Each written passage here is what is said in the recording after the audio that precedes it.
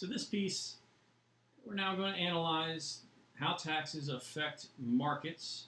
I would call it maybe the costs of taxation. It's not my term. It's actually the name of a chapter from a different textbook or one textbook. It's a nice way to look at it because, we've said that governments can only fund their operations, the services they provide, by using one of two ways in our society, and that is taxes or debt, which is a future tax obligation with interest. So,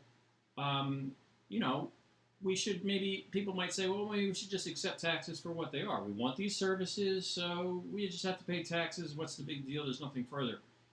The government's doing these things for us. Well, first of all, we're going to want to see who bears the costs of taxation between the buyers and sellers, because it may not always be what you think it is.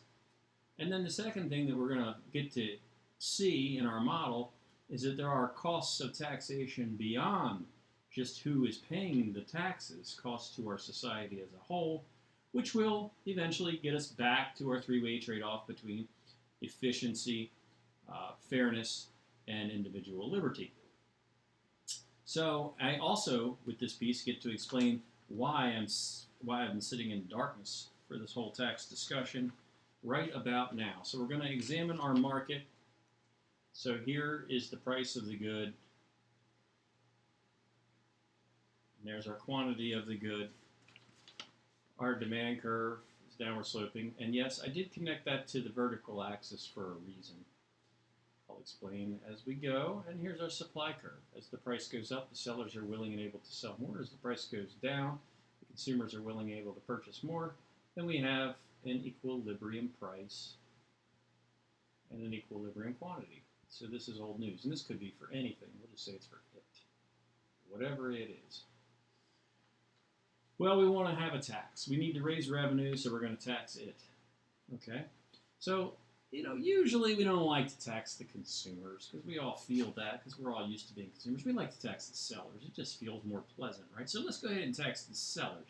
If we tax the sellers, all else held constant, what's that going to do in our model? It's like raising input prices. In some textbooks, it is a determinant of supply. I think of it as being like raising input prices. You're telling the sellers, if you make this for each one of these you sell or make, you're going to have to pay the government X cents or X dollars. So, it's going to decrease supply. So we can draw in the decrease of supply. Let me see if I have any other neat colors to do this.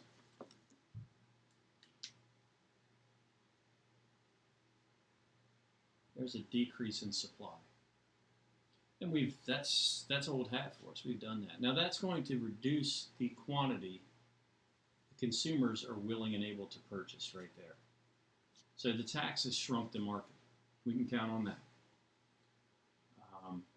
Now we also have a higher price here. But let's think about what that means. I'm just going to put a P there with some space. Let's think about what that higher price means. For this quantity, the consumers, according to the demand curve, are willing and able to pay this price. So this becomes the price paid. Well, the sellers, to make that lesser quantity, they didn't require the old higher market price which was here, right? They only required this price to make this quantity. That's what the supply curve told us. And since that's all they need to make that quantity, this becomes the price received. And so this gap between these two is the height of the tax. I shifted the supply curve back. This was a decrease in supply. I hope nobody forgot that. This is a decrease in supply.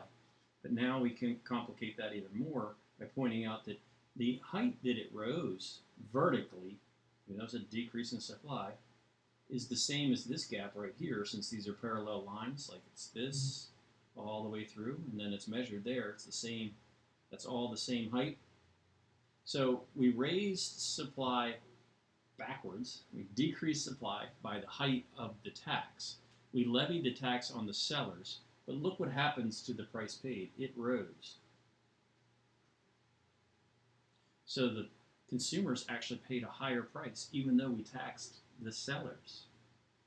The price received, that's REC for received, fell.